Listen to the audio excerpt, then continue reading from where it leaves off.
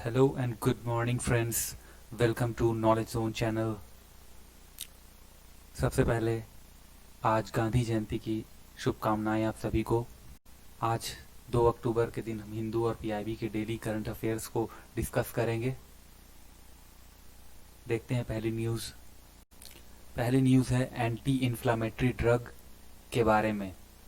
Anti inflammatory drug को यहाँ पर कोविड ट्रीटमेंट के लिए इस्तेमाल करने की बात कही जा रही है। इशू क्या है? ऑक्सफोर्ड यूनिवर्सिटी की स्टडी में ये पाया गया है कि वर्ल्ड बेस्ट प्रिस्क्रिप्शन मेडिसिन एडेलीम्यूमब को एक इफेक्टिव ट्रीटमेंट के तौर पर देखा जा रहा है कोविड-19 पेशेंट्स के लिए। बैकग्राउंड क्या है? एडेलीम्यूमब को सोल्ड करती है AbbVie under the brand name हुमीरा। ये एक तरह की एंटी इन्फ्लामेटरी ड्रग है जिसको anti tumour necrosis factor drug भी कहा जाता है। डिटेल क्या है? रिसेंट स्टडी में यह पाया गया है कि कोविड-19 पेशेंट जो कि पहले से एंटी टीएनएफ ड्रग्स से ले रहे थे इन्फ्लामेटरी बाउल डिजीज के लिए और इन्फ्लामेटरी आर्थराइटिस के लिए, उनको जो है कोविड-19 का खतरा यहाँ पे कम दिखा है और वो बहुत कम ऐसा देखा गया है कि वो हॉस्पिटल में एडमिट हुए हैं। हुमीरा को यूज़ किया जाता है as a treatment for various range of conditions के लिए, जैसे अर्थराइटिस, क्रॉन डिजीज, उसके अलावा सोरियासिस और अल्सरेटिव कोलिटिस के लिए। इसमें जो availability of biosimilar version of medicine जो है उसको यूज किया जा रहा है over 2 decades as in anti inflammatory, और ये काफ़ी अफोर्डेबल और एक्सेसिबल भी माना जा रहा है अगर इसका ट्रायल सक्सेसफुल रहा तो। रिसर्च में आइडेंटिफाई किया गया है कि और इसके अलावा जो जेनरिक स्टेरॉइड ड्रग है डेक्सामेथासोन, इसको कोविड-19 के ट्रीटमेंट के लिए आइडेंटिफाई किया गया है। कहा जा रहा है कि जो भी सीवियर इन्फेक्शन है जो कि ट्रिगर होते हैं over reaction of the immune system के कारण, जिसको साइटोकाइन स्टॉर्म भी कहा जाता है, ये और ड्रग्स जो कि सप्रेस करते हैं इस तरह के एलिमेंट को ऑफ इम्यून सिस्टम, ये एक वाइटल रोल प्ले कर सकता है in rapid escalation of this symptom. But अभी तक कोई भी ऐसी इफेक्टिव थेरेपी नहीं पाई गई है कोविड-19 के केस में। अगली न्यूज़ है ज़ॉम्बी फायर से। न्यूज़ में क्यों है? ज़ॉम्बी फायर जो अभी है आर्कटिक रीजन में काफ़ी फ्रीक्वेंट हो गया है। ऐसा कहा जा रहा है कि ये फायर रिजीम जो आर्कटिक को चेंज कर रहा है पूरी तरह से। इस रीजन को जो पहले फ्रोजन टुंड्रा के नाम से जाना जाता था। ज़ॉम्बी फायर के बारे में जान लेते हैं। ये एक प्रकार का फायर है जो कि प्रीवियस ग्रोइंग सीजन में देखा गया, और इसमें क्या होता है, जो प्रीवियस ग्रोइंग सीजन में ये ग्राउंड के नीचे जो भी कार्बन रिच पीट होता है वहाँ स्मोल्डरिंग होने लगती है। मीन्स ये स्मोल्डरिंग कहने का क्या मतलब है, यानी कि ग्राउंड के नीचे वो बर्न करने लगती है विद स्मोक। इसमें क्या होता है कि जब भी वेदर जो है वो वार्म होता है तो यहाँ पर फायर जो है फिर से रीइग्नाइट हो जाता है। और यहाँ पे ये जो यूनाइटेड स्टेट्स के जो साइंटिस्ट हैं उन्होंने ये ऑब्जर्व किया है। इशू क्या है? फायर जो है आर्कटिक में वो स्प्रेड हो रहा है वैसे एरिया में जहाँ पहले वाइल्ड फायर कभी नहीं दिखा था, यानी कि वो एरिया फायर रेसिस्टेंस एरिया माना जाता था। टुंड्रा जो कि north of the Arctic circle है वो सूखता जा रहा है और वहाँ वेजिटेशन जो है वो फायर को कैच करने लगी है। वाइल्ड फायर जो परमाफ्रॉस्ट साइबेरिया में साउथ ऑफ आर्कटिक है वो अनकॉमन नहीं है, बट ये क्या अभी देखा जा रहा है कुछ समय से कि आर्कटिक सर्कल के अबव भी जो है अब वहां पर वाइल्ड फायर देखने के लिए मिल रहा है। इसके अलावा टेम्परेचर भी जो सर्बिया में इस साल जो रहा है वो काफ़ी हाई रहा है और ये सीवियर हीट वेव इसके वजह से रिकॉर्ड की गई है। हाफ ऑफ द रीजन जो है वो बर्न्ड हुआ है ऑन एंशियंट कार्बन रिच पीट सॉइल्स की वजह से। इन फायर्स में जो है वो पोटेंशियल है वो कार्बन सिंक को कन्वर्ट कर दे रही है कार्बन सोर्स में, जिसके वजह से ग्लोबल वार्मिंग के इंक्रीज होने का खतरा बहुत ज़्यादा बन गया है। परमाफ्रॉस्ट के बारे में जान लेते हैं। परमाफ्रॉस्ट, जैसा नाम से ही पता चल रहा है कि ये कम्प्लीटली फ्रोजन होगा। इसमें क्या होता है, जो ग्राउंड जो होती है वो कम्प्लीटली फ्रोजन होती है, यानी कि 0 डिग्री सेंटीग्रेड या colder for at least 2 year straight. तो इस तरह के जो ग्राउंड होंगे उसको वो परमाफ्रॉस्ट कहा जाएगा। ये परमानेंटली फ्रोजन ग्राउंड जो होते हैं मोस्ट कॉमन होते हैं इस रीजन में, जो कि हाई माउंटेनियस रीजन होता है या हायर लैटिट्यूड पे पाया जाता है near the north and south pole. Permafrost जो है वो कवर करती है large region of the earth. Permafrost जो वो है वो उसमें इनॉर्मस अमाउंट ऑफ कार्बन और एंशियंट बायोमास से देखा गया है। तो इसकी वजह से क्या होता है, अगर ये मेल्ट करती है ड्यू टू हाई टेम्परेचर, तो वहां पर ज्यादा से ज्यादा कार्बन जो होगा वो एटमॉस्फेयर में एमिट होगा। अगली न्यूज है Ambedkar social innovation and incubation mission के बारे में। न्यूज में क्यों है, union minister of social justice and empowerment ने यहाँ पे लॉन्च किया है Ambedkar social innovation and incubation mission को under venture capital fund for scheduled caste. इसमें गवर्नमेंट की सोच क्या है, यहाँ पर गवर्नमेंट प्रमोट करना चाहती है इनोवेशन को और एंटरप्राइज को एससी स्टूडेंट्स के बीच में, जो कि हायर एजुकेशनल इंस्टीट्यूशन में स्टडी कर रहे हैं। ASIIM यानी Ambedkar social innovation and incubation mission के बारे में जान लेते हैं। Under Ambedkar social innovation and incubation mission initiative, इसमें 1000 के करीब एससी यूथ को आइडेंटिफाई किया गया है नेक्स्ट 4 ईयर के लिए, ताकि वो अपना स्टार्टअप आइडिया को लेकर के आए through technology business incubator in various higher educational institution में। यहाँ पर इनको फंड किया जाएगा 30 लाख रुपए से 3 साल तक के लिए एज इक्विटी फंडिंग, ताकि वो अपना स्टार्टअप के आइडिया को ट्रांसलेट कर सकें कॉमर्शियल वेंचर्स में। इसमें क्या होगा, जो भी सक्सेसफुल वेंचर होंगे वो फर्दर क्वालिफाई करेंगे वेंचर फंडिंग के लिए, और यहाँ पर उनको 5 करोड़ रुपीस तक फंडिंग दी जाएगी from venture capital fund for एससीज। वेंचर कैपिटल फंड फॉर एससीज क्या है, ये एक फंड है जो कि एससीज के लिए लॉन्च किया गया था 2014 से 15 में। इसका जो व्यू था वो डेवलप करना था एंटरप्रेन्योरशिप को एससीज के बीच में और इसके अलावा दिव्यांग यूथ के बीच में, ताकि उनको इनेबल कर किया जा सके, ताकि वो जॉब सीकर से हट के जॉब गिवर बन सके। ऑब्जेक्टिव इस फंड का था कि प्रोवाइड किया जा सके concessional finance to the entities of the SC entrepreneurs. इस फंड के अंदर 117 कंपनी को प्रमोट किया जाएगा by SC entrepreneurs have been sanctioned financial assistance to set up business ventures। यानी कि इसमें एससी कम्युनिटी के जो यंग एंटरप्रेन्योर होंगे उनको फाइनेंशियल असिस्टेंस दिया जाएगा, ताकि वो अपना बिजनेस को सेटअप कर सके, बिजनेस वेंचर को सेटअप कर सके। ऑब्जेक्टिव क्या है, देखिए इसमें बिजनेस को सेटअप करने की बात की जा रही है, यानी कि इसमें एससी यूथ को एक तरह से प्रमोट किया जा रहा है एंटरप्रेन्योरशिप के लिए, और इसमें जो है स्पेशल प्रेफरेंस जो है वो दिव्यांग को दिया जा रहा है। इसमें सपोर्ट किया जाएगा 1000 इनोवेटिव आइडिया को टिल 2024, और इसमें जो काम होगा वो टेक्नोलॉजी बिजनेस इंक्यूबेटर के द्वारा सेटअप किया जाएगा। टेक्नोलॉजी बिजनेस इंक्यूबेटर को यहाँ पर सेटअप किया जाएगा by department of science and technology. यहाँ पे सपोर्ट किया जाएगा और प्रमोट किया जाएगा by providing liberal equity support. इसमें इंसेंटिवाइज किया जाएगा स्टूडेंट को वो विथ इनोवेटिव माइंड और उनको एंटरप्रेन्योरशिप के लिए, ताकि उनमें कॉन्फिडेंस को बूस्ट किया जा सके। वे अहेड क्या है, यहाँ पर गवर्नमेंट को चाहिए कि वो आइडेंटिफाई करे इनोवेटिव आइडियाज को और प्रोवाइड करे सपोर्ट यंग पीपल को। इसके अलावा ये जो है जो आइडेंटिफाई करने का जो तरीका बताया गया है कि एजुकेशनल कैंपस या टेक्नोलॉजी बिजनेस इंक्यूबेटर के हेल्प से यहाँ पर सक्सेसफुली इस तरह की एंटरप्राइज को सेटअप किया जा सकता है। अगली न्यूज़ है आरबीआई से। आरबीआई ने यहाँ पर 6 पब्लिक सेक्टर बैंक्स को एक्सक्लूड कर दिया है। न्यूज़ में क्यों थी? यहाँ पे एसबीआई ने एक्सक्लूड कर दिया है 6 पब्लिक सेक्टर बैंक को, जिसमें ओबीसी और इलाहाबाद बैंक है। इनको second schedule of RBI act से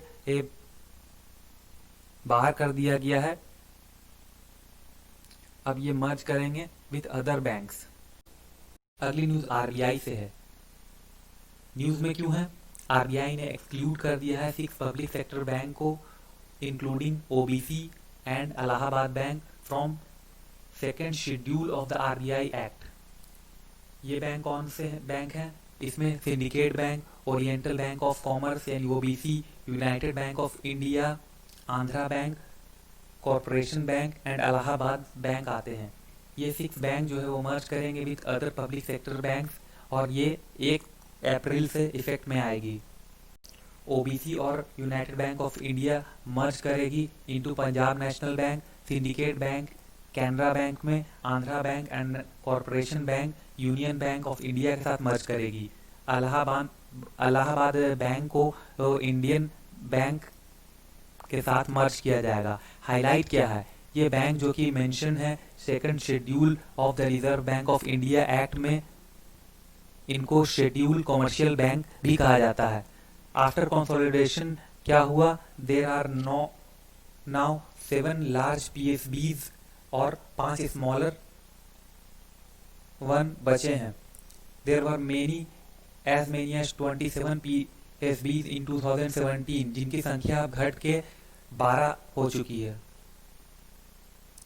शेड्यूल कॉमर्शियल बैंक के बारे में जान लेते हैं। शेड्यूल कॉमर्शियल बैंक उस तरह के बैंक होते हैं जो इंक्लूड होते हैं under second schedule of RBI act 1934।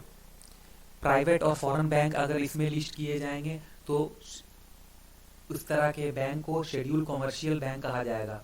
ये बैंक जो होते हैं वो नॉर्मली जो है कैरी आउट करते हैं नॉर्मल बिजनेस ऑफ बैंकिंग, जैसे कि वो एक्सेप्ट करते हैं डिपॉजिट को, इसके अलावा लोन देते हैं और अदर बैंकिंग सर्विस में इन्वॉल्व होते हैं। मेजर डिफरेंस क्या है शेड्यूल कॉमर्शियल बैंक और शेड्यूल कोऑपरेटिव बैंक में? देखिए, इनकी जो होल्डिंग पैटर्न है वही इनके बीच का एक मेजर डिफरेंस है। क्योंकि कोऑपरेटिव बैंक जो होते हैं वो रजिस्टर होते हैं अंडर कोऑपरेटिव सोसाइटी एक्ट, इसलिए ऐसे बैंक को कोऑपरेटिव क्रेडिट इंस्टीट्यूशन भी कहा जाता है। शेड्यूल कॉमर्शियल बैंक को फर्दर डिवाइड किया गया है 5 ग्रुप्स में, जिसमें पब्लिक सेक्टर बैंक है, एसबीआई एंड इसके एसोसिएट, ये भी आपका पब्लिक सेक्टर बैंक के अंदर आते हैं। नेशनलाइज बैंक है, प्राइवेट बैंक है, फॉरेन बैंक और रीजनल रूरल बैंक है। अगली न्यूज़ है प्लास्टिक ईटिंग एंजाइम के बारे में। इशू क्या है? साइंटिस्ट ने यहाँ पे क्रिएट किया है एक सुपर एंजाइम जो कि प्लास्टिक को 6 टाइम फास्टर डिग्रेड करता है जो प्रीवियस एंजाइम थे उससे। बैकग्राउंड क्या है? कुछ रिसर्चर्स की टीम्स ने यहाँ पर प्रीवियसली री इंजीनियर किया एक प्लास्टिक ईटिंग एंजाइम को और उसका नाम पेटएज यानी PETAC रखा।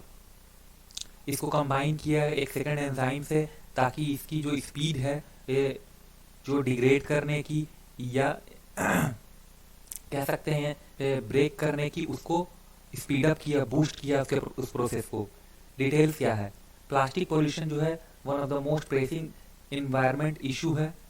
यहाँ पर वॉल्यूम ऑफ प्लास्टिक जो कि ओशन में एंटर करता है वो नियरली ट्रिपल से 29 मिलियन मेट्रिक टन हो जाएगा 2040 तक।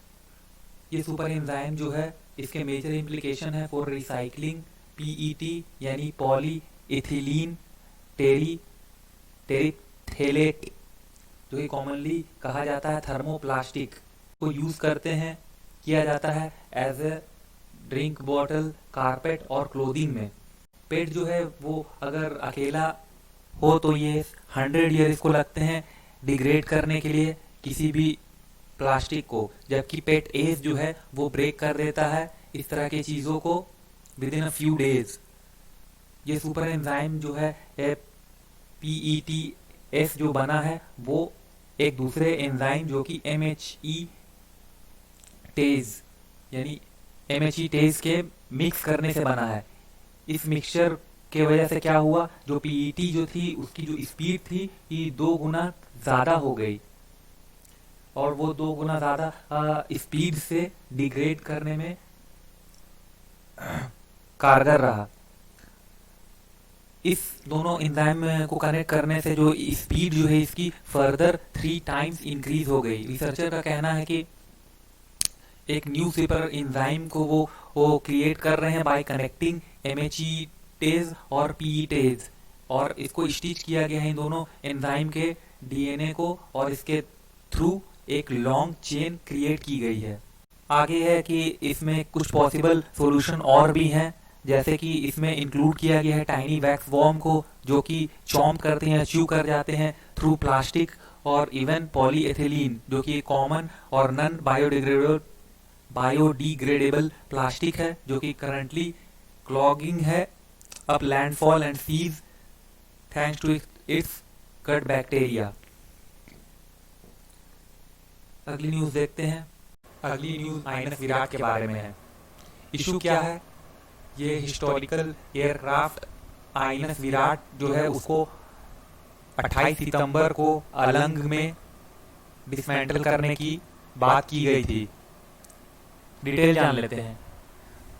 यहाँ पर आईएनएस विराट को अलंग में डिसमेंटल किया जाएगा, और अलंग पे जब भी कोई वेसल होता है तो उसको शोर तक आने के लिए हाई टाइड फोर्स की जरूरत पड़ती है, और इसके अलावा इंजन पावर की जरूरत पड़ती है, और जो स्पीड जो है होती है वो 15 से 20 नॉट्स के बीच में होती है।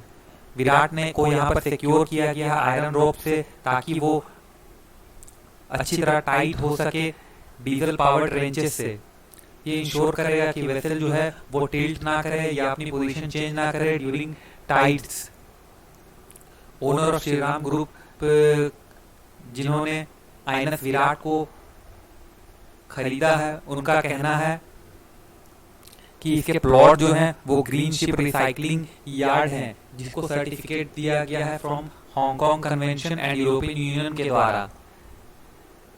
As it is a green yard, ये इंश्योर करता है कि शिप ब्रोकन डाउन नहीं हुआ सी में, और इंटायर वेसल जो है वो तब ब्रोक हुआ जब उसको शोर के पास ड्रैग करके लाया गया।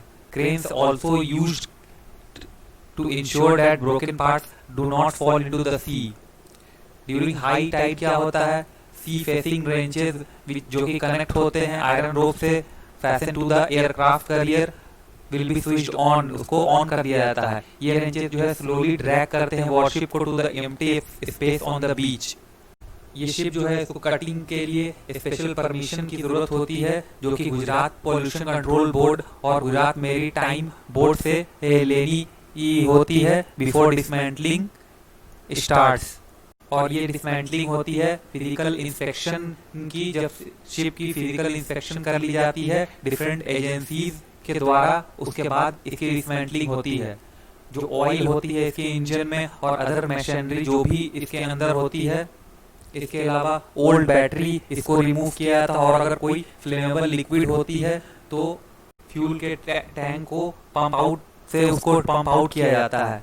ये टैंक जो होते हैं उनको क्लीन किया जाता है, और किसी भी तरह के गैसेस जो उसमें होते हैं उससे इसको फ्री कर दिया जाता है, जो कि फ्यूल टैंक में मौजूद होते हैं। एक बार शिप शोर पर आ गया, उसके बाद इंडिपेंडेंट एजेंसी जो है उसको प्रिपेयर करती है कि कोई भी हजार्डस मटेरियल तो उसमें नहीं है। IHM यानी कि इन्वेंट्री ऑफ हजार्डस मटेरियल जो है वो यहाँ पर एक्ट करती है as a guide and ship breaker. Ship breaker makes marking on board the vessel indicating the hazardous portion of the ship. उसके बाद क्या होता है, हाजमा जो कि हजार्डस मटेरियल टीम है शिप ब्रेकर की, वो रिमूव करती है हजार्डस सब्सटेंस को from before the breaking begins. एक बार जो कटिंग शुरू हो जाती है उसके बाद hazardous substance like asbestos battery और ओजोन डिप्लेटिंग गैसेस उसको टैकल किया जाता है और डिस्पोज किया जाता है safely. As a naval ship ये it is not only has a double hull made of steel plate, but इसके अलावा सेवरल इंचेस थिक भी है, और ये मल्टीपल स्मॉल कंपार्टमेंट इसमें है जो कि जिसको डिसमेंटल करने में या कट करने में काफ़ी समय लग सकता है। जो भी इसके पार्ट्स डिसमेंटल किए जाएंगे अलग में, उसको रिसाइकल किया जाएगा, या कोई पार्ट ऐसे हो जिसको बेचा जा सके तो उसको बेचा भी जाएगा। आईएनएस विराट जो है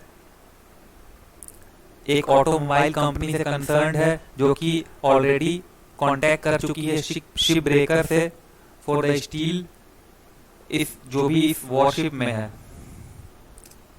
तो ये थी खबर आईएनएस विराट के बारे में। आज तो इतनी न्यूज़ है। Thank you very much for the discussion.